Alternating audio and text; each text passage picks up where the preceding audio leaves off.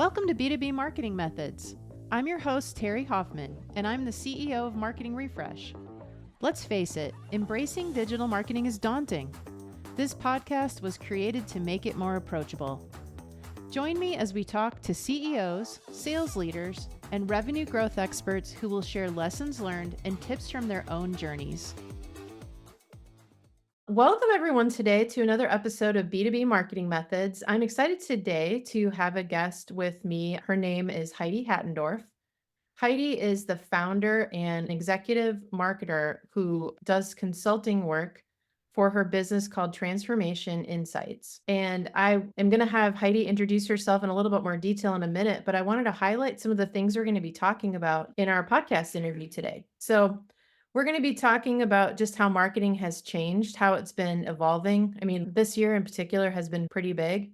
And one of the reasons it's been changing is because of AI. And so we're going to be talking about how AI has impacted the marketing industry, how companies can begin to embrace their use of AI in the sales and marketing and go-to-market strategies. We're also going to be talking about the concept of ROI, or return on your marketing investment, how that can play into your budgeting. So it's the end of 2024 right now during this date of recording. And it's the time of year when brands are beginning to think about budgeting for 2025. So we're going to spend some time talking about processes and ways that you can formulate your marketing budget. We're also going to be talking about best practices for go-to-market strategies. So I've emphasized some of Heidi's marketing consulting capabilities, but in a broader sense, she also has a lot to add on the sales side. So the entire more holistic go-to-marketing strategy, we're going to talk about that. And then we're going to also talk about what she's hearing in the market and some of the lessons learned and best practices, what her clients are talking to her about. So I think it's going to be a really educational, fun episode. Heidi, thank you for joining me today.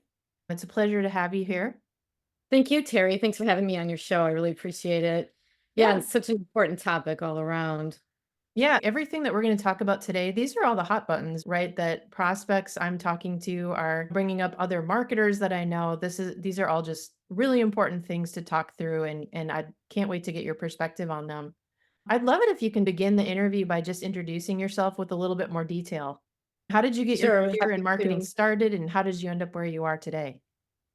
Yeah, absolutely. So I'm the founder and lead for Transformation Insights, and we're a consulting company and business advisory that primarily works with smaller companies looking to grow and scale. And in particular, we focus on the positioning and the messaging, really getting that right, which then translates into very powerful go-to-market plays that are right for that business. I'm finding a lot of customers are just overwhelmed on so many different ways to go to market, so many things that can be done, but what's really right for their business and for their market. So I bring a career of leading marketing teams, executive roles, vice president of marketing, CMO, product marketing roles. I worked for a large company, Motorola, both on the cellular and also on the public safety side. And then a couple of medium-sized SaaS companies where really the VC backed, really the goal there was growth, expanding, let's say, into new verticals, into new different types of markets. I've now brought all of that executive experience into being able to help package that up and serve clients and be able to help them with their own growth plans. So it's absolutely been a really exciting time. I specialize in B2B, and in all cases, there's just always some really great learnings and some great results that we always get. Yeah, that's awesome. That's a really good background because, like you said, that all of these different areas of practice are beginning to like merge together, and the lines are getting pretty gray. And then at the time they're getting gray, it's like, does it matter that they're getting gray, or should we all be embracing how sales and marketing and customer success and operations are fusing together, right? It can actually be a positive thing as long as there's some good oversight from the leadership team. Like, what do you experience in that regard on how these roles are evolving? Yeah, well said. I mean, I think the biggest change is that it's no longer in serial, that let's say marketing sets something up and then hands over to sales, and then there's a happy customer, which then goes to customer success. I mean, it just is a very sequential type process. And there's no need for that now. It's really more of how can we rally teams around, let's say, the same metrics, the same KPIs, which at the end of the day is really about helping serve that customer, helping them get the results that they want to get within their business. And so you mentioned too about like some of the strategies and about AI making such a difference. I mean, one of the great ways that that can happen is by mining more information. So we have more information than ever about our prospects and about our customers. And then it's really a matter of how are we using that information. So that's what I find really exciting as well, is that it's one of the reasons why we no longer have to have these silos, but we can bring teams together, let's say around the same dashboards, around the same data metrics, around the same campaigns, and then together watch for the results and together try to improve on those and make it a better customer experience overall. Yeah, the whole scenario you just described. What's one way that you see an organization successfully setting up that structure and accountability, even just starting there, how the KPIs are set? Where does that start? What are some of the keys to making sure that that's set up the right way? The accountability is critical, and also just having the right data and the right KPIs or measures. It's one of those things where we have so much data that it can be taken so far. Next thing you know, we're just so busy pulling together dashboards, analyzing the data. Next thing, we're really losing sight. There's a potential to lose sight of what the customer really wants and where the market's headed. So I always recommend, and what I've seen it most successfully done is having a few core KPIs or measures. And it's different for every company, but it's going to probably be something around conversion, like what's actually converting into real business, what's the lifetime value of a customer, not just what's happening short term. Profitability is becoming much more appreciated. I think the days of just growth at any cost are certainly gone. And it's much more about profitability so that the company has money to reinvest and to be able to expand more responsibly. So, those are a few key areas. But I also think like the personalization and being able to reach out to the market so that the message resonates. You're going to hear over and over about quality over quantity, less is more.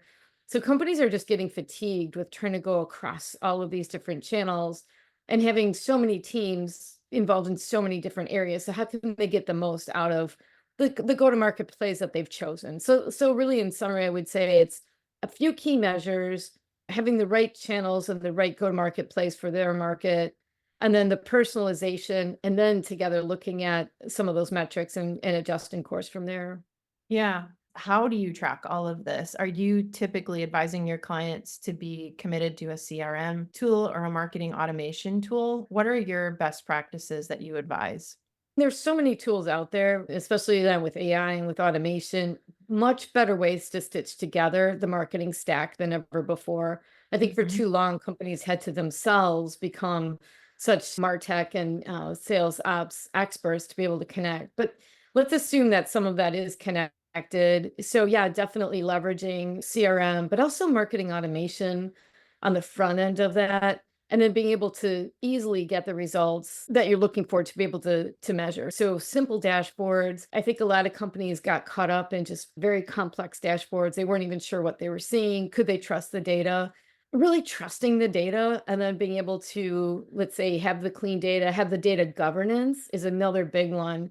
Because otherwise, you're always going through a cleaning exercise, but it's more about how are you going to instill simple things like the customer's the same name. It's always entered that way. If you're using a CRM, is there a diligence where teams are updating? What can be automated so the teams don't manually have to update? Can that pull from email or from meetings?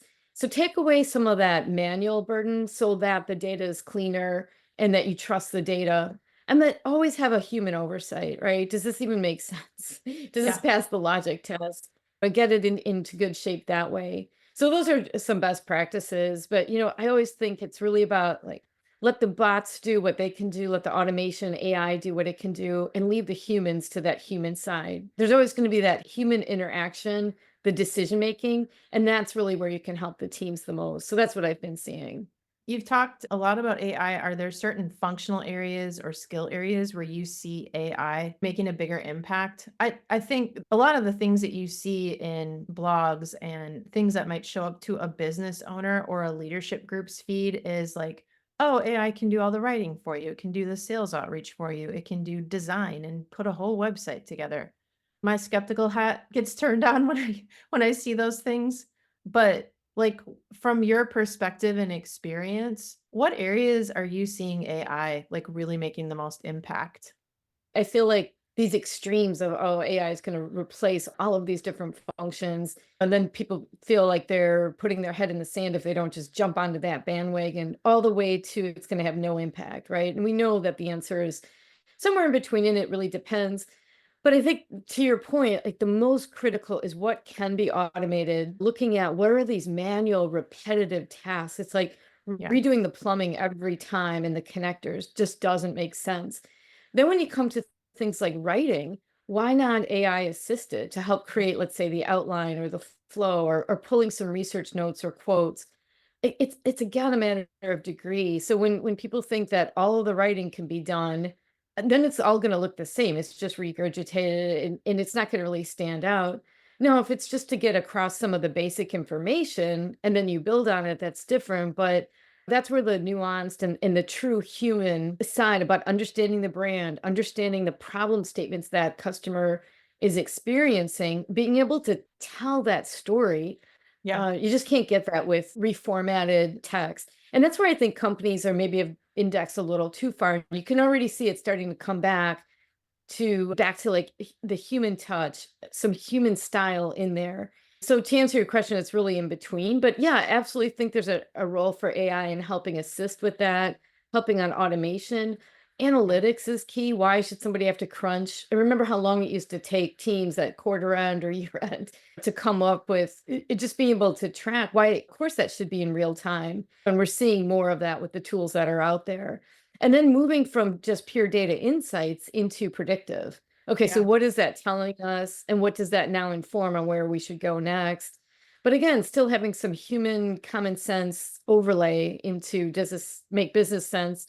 Because we still want to really be the ones directing and understanding the business. So those are a couple of examples that I look towards on AI and Yeah. that I help companies with. Have you seen the HubSpot release about what they've just announced at the Inbound conference? They added a whole new AI engine called Breeze. I think that's one company that's really embraced things like the personalization, ease of workflow, connecting up the information, just really trying to simplify and make the B2B workflow work. So yeah, it's an excellent example. Yeah. When you talk about a workflow in the B2B space, like, could you break down an example? I want this all to feel more approachable for Yeah. executives, and they might be sales executives or business executives who just don't really know that much about digital marketing. And this podcast is a platform for them to learn and to get educated so that it's more approachable and more something that they could potentially act on. But could you even just explain what a workflow is and give an example of how a workflow functions? Yeah, of course. And I think too, for so long you've heard sales and marketing teams saying people don't even realize what goes into it. But the good news is that's becoming more simplified with these modernized tools. But think of a workflow as like an end to end. So let's just say, for example, launching a new product and we want to get the word out. So a workflow for that could be, first, let's do an announcement. There could be email that goes out through the CRM. So it's a certain segment of that contact list. There could be a webinar being announced to help with that promotion. And so all of this is tied together. There's probably a landing page that gets tied, possibly ads, let's say through LinkedIn. So the workflow is really all of the steps in the sequence to be able to make that happen. So what I just described on a launch, a webinar, ads, those are actually separate. Those could even be separate workflows in and of themselves, Yeah. but they're connected in that what you see from someone watched an ad, and then maybe we're going to send them the webinar link. And it's the connection that's that much more important today. That used to be done manually. Somebody had to look at those names and then port this list over there. It's connected. And also for lead scoring, like how often was somebody on your website, how interested, so things like intent. Are they just looking, or are they downloading some assets? Are they registering for your webinar? So even though the workflow is literal about how you set this up, it's also really talking about the buyer's journey. And as we're learning more about that buyer as they go through and experience from your website, download assets, show up at different events, you can really start to understand the picture about, is there an interest, is there intent, so that when a salesperson then engages, they've got that much more information. And the same with the buyer, they've got that much more information about the company. So it's a more powerful exchange. Yeah. Oh my gosh, that was a great breakdown. Really helpful. I think We're just so good as marketers about using all of our lingo and all of our go-to-market lingo. And honestly, I will talk to people and I can tell like they're smart enough to understand what I'm talking about, but they don't know our vocabulary, right? So I want to make sure that we're connecting the dots on a marketer's vocabulary so that the business person who is ultimately accountable for the results and the budget management and making sure that there is a return, like the more that they can learn about all of our terminology, I think it breaks down those walls and makes it feel so much more tangible because there's a lot of value a go-to-market team can add, and it's just critical to me, like the soapbox I'm standing on from here until I see a big change is embrace it. Like this isn't that difficult, but at the same time, there is so much information that your marketing and sales team knows about your clients that can be tracked and broken Yeah. down into really important metrics the same way your CFO and controller can look at the financial performance of your company and tell you such important data points. Like that mindset needs to be brought over to the go-to-market team in that same way. Yeah, no, Yeah. it's so true. Just speaking in plain English and not sometimes the jargon, like, yeah, that standardizes it across marketing teams. The same with within a given company. Sometimes companies can take on their own jargon, or an industry can take on jargon. And it's okay if that buyer or that prospect or current customer understands that, but why should they? Why should they have to unpack the jargon? So I also see this move as companies are moving towards quality over quantity, less is more, simple, like just get to the point. We're even seeing that you mentioned before on writing and content. There's a place for long form, and SEO loves long form. And in certain technical audiences, of course, and if someone wants more in-depth information, but Yeah. sometimes short and crisp and to the point is all someone needs. And you can layer it, click here for more, that type of thing, and just make it easy and simple. And your buyer doesn't have to be an expert in three-letter acronyms or jargon, as you said. Yeah, no, you're exactly right. Like you're really touching on, I think, one of your primary areas of expertise, which is developing a message and helping a company develop a brand. Can you talk to me a little bit more about maybe some of like an overview of the method that you follow? What are some of the important things that you make sure are done to help a company identify their brand and then articulate it? Sure. Sometimes companies think, well, it can either focus on brand for marketing or on the performance metrics. You need both, right? You need the Yeah. brand to tell the story about why you're different, what's important. And then the go to market plays that really help bring together all of these different messages out to the market that resonate and then measure those, right? Mhm. And so I always look first at the positioning. So getting a really clear understanding about who you're targeting, what problem the company is solving, and then how are you able to do that better than what's out there on the market, what the customer is currently using? Because maybe it's good enough what they're using. So really understanding those pain points, how you solve those, and then how you're different. Once that's clear, then you can move to messaging. And then I work with companies to create a messaging framework, a messaging matrix, so that everyone's on the same page. And then those can tie into different go to market plays, such as whether it's event marketing, maybe it's an email campaign, it could just be an update to the website. But then all of that's going to connect and have, let's say, different formats of the messaging, but all of that rolls back to the unique positioning, how the company's solving problems, and why will this resonate with that particular buyer or that persona, as we call it, that job title, let's say. Yeah, most B2B purchases are done by teams, right? And so you've got to Hmm. understand the overall brand positioning for the company, but then that messaging strategy is going to help to deliver on the pain points for the job roles. Like you might have 5 Right. job roles who are part of the decision-making process, right? Yeah, Absolutely. Yeah, and yeah, it's really important to look at exposing some of those job titles to the wider message too, because this is the part for the CFO that it's just only numerical. But of course, the CFO wants to understand, how does this solve the problem? And they want to make sure that, let's say this is a long-term solution and they won't have to replace it in a year. That we of course are going to want a holistic view, but then yeah, addressing specific pain points, ROI and the financials is appropriate, but not getting too laser focused and missing, let's say, what's the value prop? Because any of the stakeholders will need that at some level. yeah.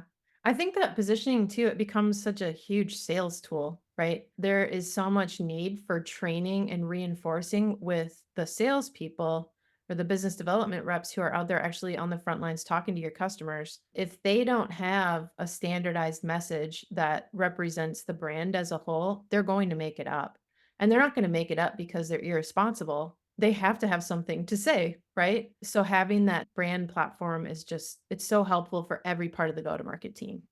It's such a good point. Otherwise, they'll take their own perspective and their own experience from it. And that could vary regionally. It could depend if they're, let's say, in the technical part of the organization or are they on the front line? How many customers have they dealt with? It should be, again, really simple so that it's coming out consistently from the company and that it's something that resonates. I see this over and over, though, that companies are quick to, let's say, get into all of the different go to market plays, but then have they really taken a moment to refresh on what that positioning is, especially if they're looking to enter adjacent markets, whether that's adjacent verticals, launch new products, or even appeal to a different, let's say, segment or job title or persona with their existing product line. It's really important to get back to some of those basics and then refresh compared to what is competition doing, what are some of the substitute technologies and disruptors that are out there. Whether it's a product or a service, it's really the same methodology and the same approach. Yeah, it's a critical step. You can spend a lot of money putting marketing communications and getting out into those different channels and waste a lot of valuable resources if you don't have that message and the positioning nailed down first so Mm. that when you're going to market, there's so many variables that you've got to track and adjust.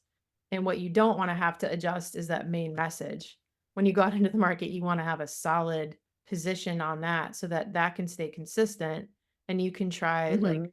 oh, maybe we didn't have the right call to action at the end, or maybe we didn't target the right keywords with our ads, or maybe we had the job Mhm. titles off in our LinkedIn ads. There's already enough variables to try to adjust and A/B test. And so that message, I think, is just critical.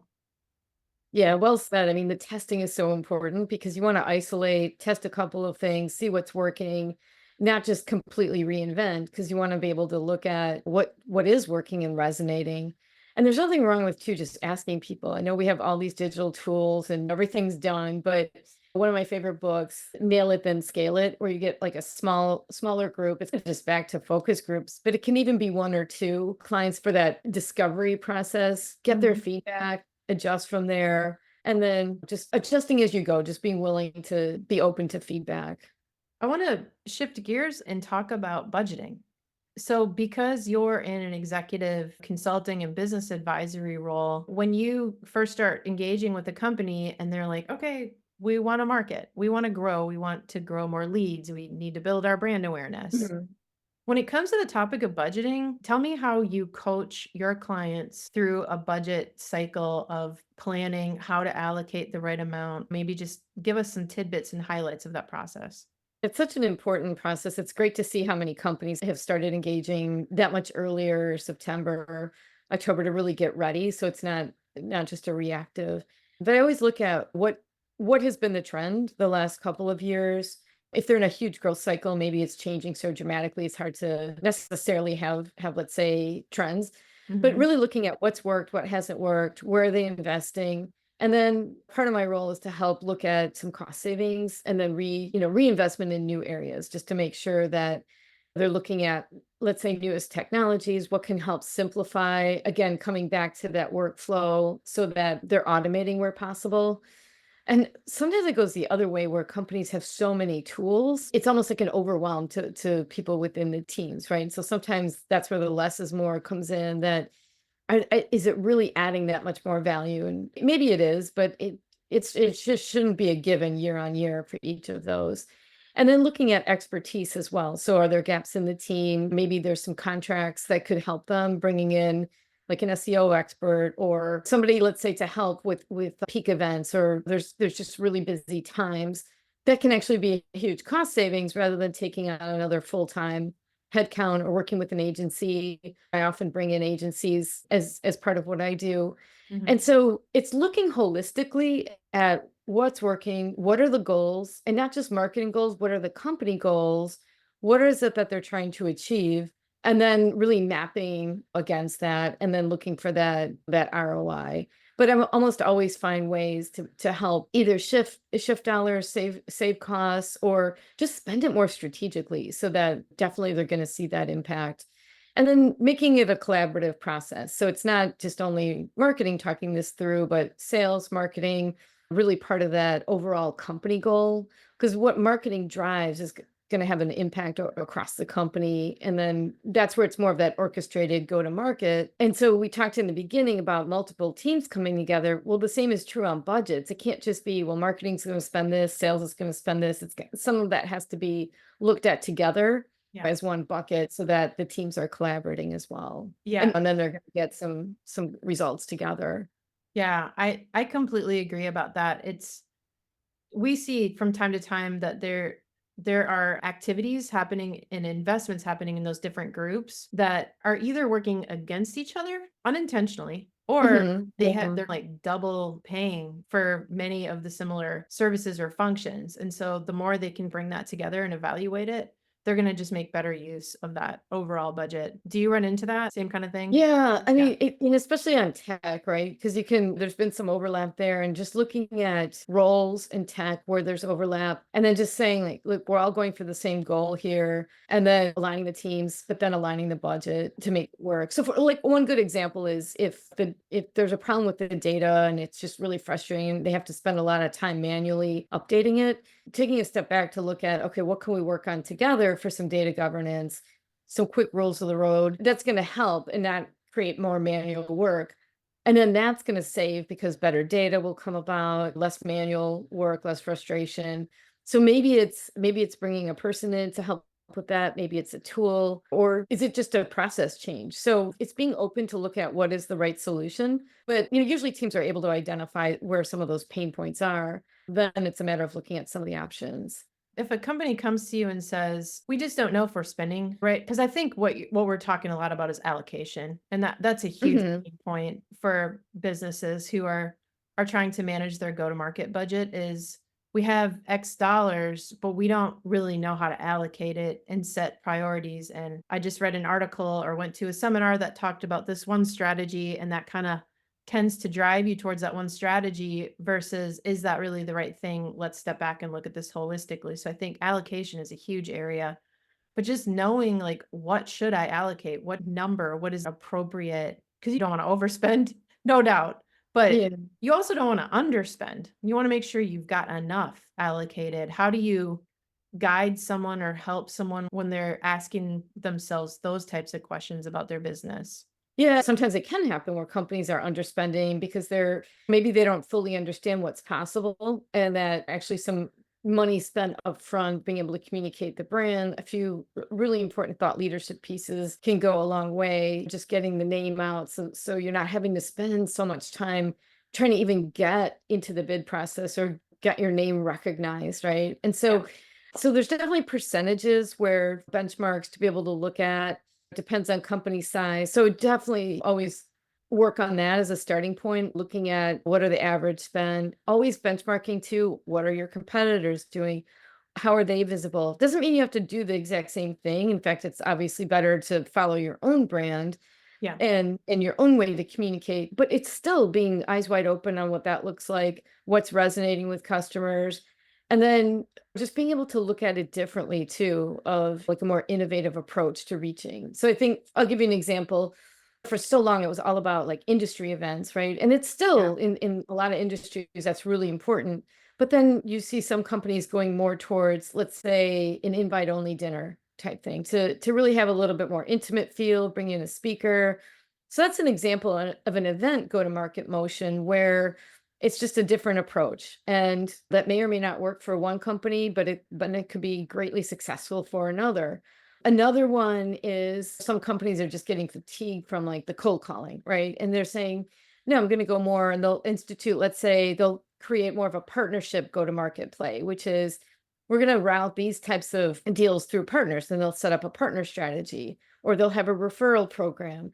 So there's all kinds of clever ways, but really being able to look at it more holistically and saying, Yeah. okay, who am I trying to reach? Where do they hang out? And then does my company have the means or the channel to be able to to reach them? Or is there a different way to be able to do that? So that's another way to be able to look at budget and spend is not only allocation, but what would it take to have a more innovative approach, such as like a partner strategy, a new event strategy, or just a different way to be able to reach your ideal customer. Yeah, yeah. Oh my gosh, that is really helpful. That's great insight. What what are one of the points I previewed at the beginning, just best practices for go-to-market strategies? I think we touched on a lot of them, right? But I'm curious if there are maybe some others that we haven't covered yet. Like we talked about branding, positioning, tools, analytics, Yeah. budgeting. What are some of the other best practices that you like to have as part of your solutions? Yeah, I mean, I think one of the most critical is getting that understanding and keeping it current about what is on the mind of customers and prospects and how the market's changing. And Yeah. that's the entire leadership team, but that's also across the company. So it's not just marketing or sales job to be on top of that. Then internal plays, even for a small company, to make sure everybody's in tune with what that's about. I think the discovery process and even if it's small questionnaires or just staying current, getting out there, talking to customers, just always having a pulse on the market. I mean, that can't be replaced by AI. Yeah. Just really being in touch with that is one. And that kind of leads into another, which is around being human, right? So you talked before about how much can be done through AI, but it's just remembering the human side of business. And then thinking about not just the tactical and like what's here today, but Mhm. thinking the 2 years out, the 3 years out, where you want to be. And then are these motions, are these investments really getting you towards that? For example, it could be investing in a slightly adjacent market, it could be expanding the service line or the product line. But those are some best practices. It's not just thinking about today, but thinking the 2 to 3 years out, close customer contact with a pulse on the market. Also the changing needs and the changing technology. So then looking out as to what else is changing around you, not just being isolated within your own industry. A lot of times disruption happens because it comes in from another industry or it comes in from a completely different perspective. So Yeah. having that broader view around it. So I think that's what makes it exciting with all the data out there and different forums. I think there's more interest than ever to get close to some of these areas, to Yeah. be human, let the technology do its thing. So yeah, those are some of the best practices I would absolutely recommend. One of the reasons I was really excited to have you on as a guest is because of your SaaS and tech industry experience. What those industries have done really well with their go-to-market strategies is they've developed a level of sophistication and best practices that are just expected from the go-to-market teams now. And it's so data-driven and so rigorous and disciplined. A lot of our clients are in the B2B, industrial, manufacturing, construction, and I'm Mhm. really hoping that more of that rigor and actual structure starts to get adopted and integrated into these other industries where it's not commonly seen. I think those industries are very sales driven for very good reason, right? It's all about building relationships and building trust and being accountable. But I do think that what modern go to market strategies can add on to that just makes that relationship building more intelligent, and it's done in a more prioritized and like strategic way so that you're driving towards things. What are your thoughts on that? Yeah, I love how you packaged that up because it's well said. I've also worked in manufacturing and it definitely is a relationship driven. Trust, quality is absolutely essential. Selecting vendor management, supplier management. And I agree, there's absolutely an opportunity for a little more on the tech and the automation side beyond what's being automated, let's say within manufacturing, but from the marketing. But at the same time, I feel like the SaaS and the tech world could benefit from some of that relationship and the human side, right? So there's some cross learnings both ways. But yeah, and I see that too, like certain industries just haven't adopted as quickly some of the tech. And it Mhm. also depends on volume, right? Like if you're just dealing with a smaller number of clients that you go really deep, maybe it hasn't forced as much of that automation compared to, let's say, in the consumer world where everything's driven by numbers and clicks and just a lot different metrics than you would see in B2B. But it's a good contrast in terms of, let's say, manufacturing from SaaS. And yeah, absolutely some learnings that can go both ways. Yeah. Well, you also just said something else that I think is really key. It ties back to many things you commented on during the interview, but like really understanding your audience and what they need, right? Oh, And then what's the best way to get in front of them? Because if you've got a go-to-market strategy with an audience size of 50,000, or you have an audience size of 500 who makes a very high average purchase price, you probably don't want the same strategy for those two scenarios, right? You still have to have a message, you still got to have a website and a solid foundation, but the way that you might choose to reach them and build those relationships and then go about nurturing those relationships could look very different. And I think that's also Yeah. important to understand is there in the digital marketing space, there isn't a one size fits all, right? There's so many ways to adjust what you're doing, and it has to be all about the customer, like what's going to serve the customer and get them engaged. That's exactly it. I mean, there are so many ways, and that's where I think sometimes companies they just really chase after what's the latest trend and oh, we Yeah. have to be out on the social media platform. But maybe not. It really depends again if your ideal customer is out there or is it going to be is it a much smaller, more of a niche type market and then it's more relationships, more face to face. And then it becomes more business development. So, for example, as if it's a manufactured product, creating something that maybe they're in on the first prototype, or if it's a new service line, maybe having a roundtable with them or a brainstorm under an NDA to discuss some ideas that could go into it. There's that opportunity to bring some of these marquee customers into the fold, into some of the developments to weigh in much earlier that are just more difficult to facilitate with something where it's more of a mass Yeah. product, whether or service, whether it's B2B or B2C, but taking advantage sometimes of those smaller forums, having a more intimate relation and baking in some of that expertise as you go can Yeah. be a really Well, powerful thing. I mean, I feel like Heidi, you're really hitting on the value of working with somebody that has a lot of experience in this field is as marketers, we have to have like this whole like toolbox and we have to know when it's time to pull out tool A, tool B, tool C, Mm. all three, right? And how they get used Yeah. together.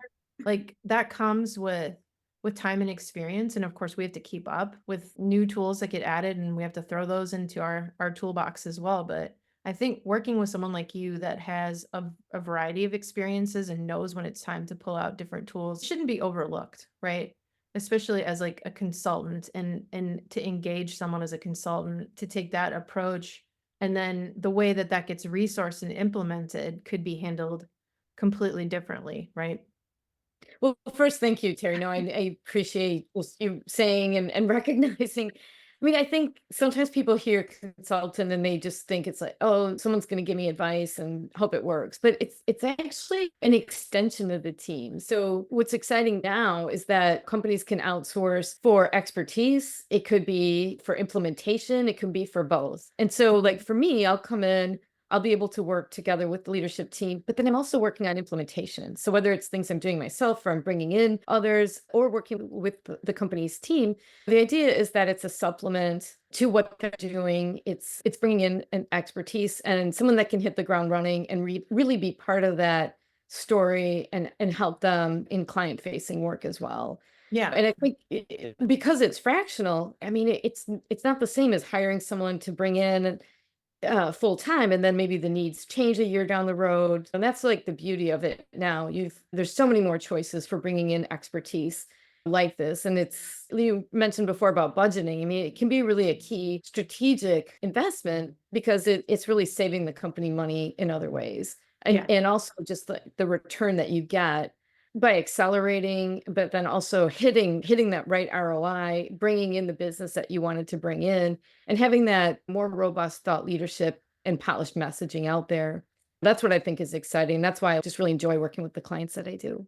Yeah, you can tell. That definitely shines through as you're talking about your work, that definitely is clear.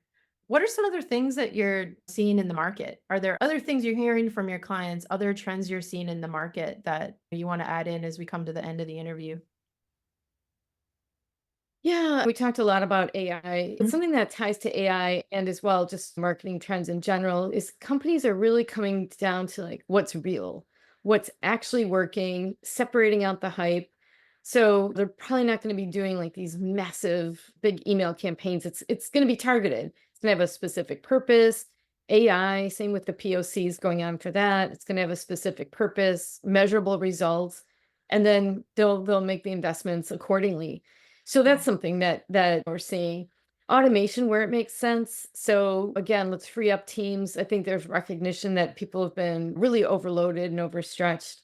So making the best bets and the best investments and maybe not doing everything like before. So it's all about what's real, quality over quantity, just having a better integration and smooth running machine, being in touch, as I mentioned before, with what the market wants, where things are going, and then just being ready to evolve. So looking ahead, not just only focus on today's fire, today's urgency, but like for example, bringing on board a new client, really understanding where does that customer want to be in 2 years, and helping your customer with their customers.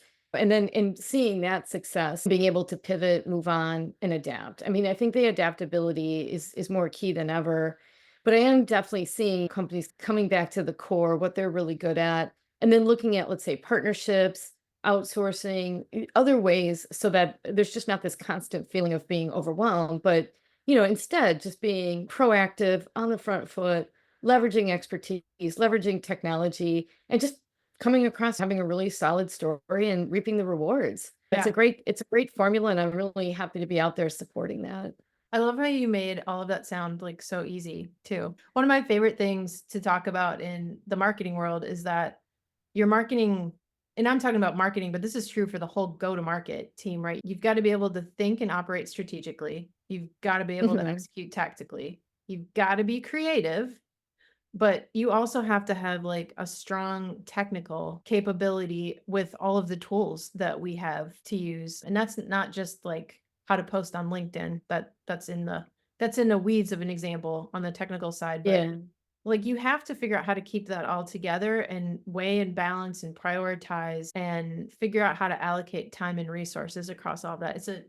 It's a very challenging position and role, but I think very often skipped and missed. And people just want to jump straight to doing and getting the activity back.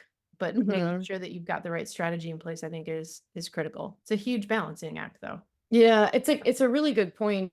I feel like there's that saying that every company's technical now. I feel like the biggest trend we've seen over the last few years is that business teams are becoming more technical. So it's no longer okay to just leave that to IT or leave that to technology. And at the same time, technology teams are having to become more business savvy and really understanding the business so that they know the context and that they can be more powerful.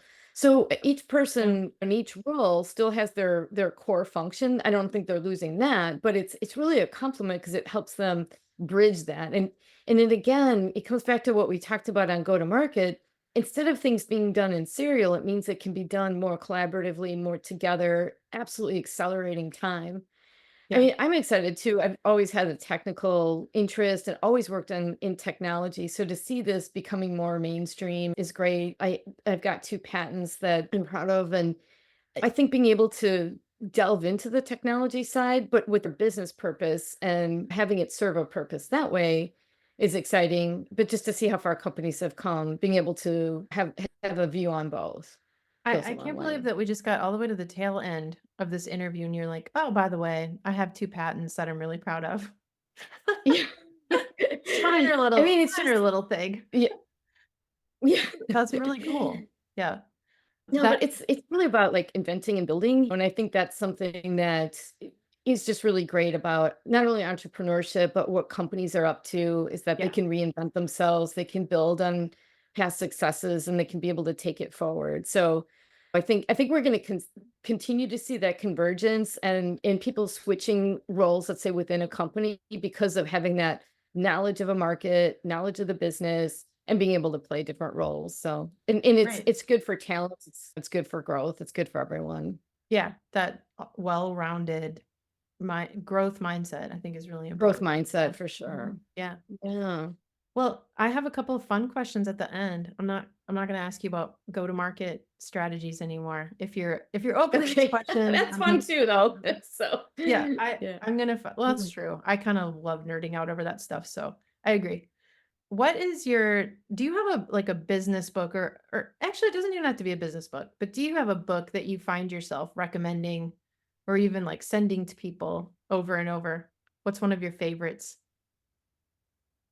Yeah, I think the whole Lean startup is really good. It's just that whole lean approach melded into what businesses can do to iterate. I Mhm. mentioned before about nail it then scale it, that Mhm. type of mindset, certainly around growth mindset. I think those are some key areas where it just talks about being able to build, being able to grow. So those are a few that I would definitely recommend. Okay, those are great. I'll add those to my list. Yeah. I love my podcast because I get to build my reading list by asking that Yeah. question at the end. It's fun. There's other ones too. I feel like I always love like Atomic Habits, Oh, things like that, where it's like, oh, it's getting like cool little tricks and hacks. And so I think that type of book, Essentialism, mhm. those are really good too, because it gives you clarity and focus. Each one kind of gives you a different perspective. Yeah. So yeah, though I could go on though. I love different podcasts. So yeah, Oh, that's why I'm on this, right? I mean, I yeah. love the work that you're doing too. Just giving that lens for marketing and go to market. Yeah. Really important. What's the best vacation Hmm. you've ever taken? Oh my gosh, so many. So I lived overseas for 11 years. I worked in Spain and in the UK. I did a ton of travel for Wow. business, but then also just for leisure. And one of the best is just African safari. I mean, I think going to Kenya, Tanzania, Botswana, and seeing the animals in their natural habitat is just amazing. It's just really humbling. It also gets you out of being in front of computers all day and in industry. It's just a way to like unwind and step back. So yeah, I would say that's good. I Another good one though that I've done is the Ice Hotel in Sweden. So it's like north of the Oh, Arctic Circle.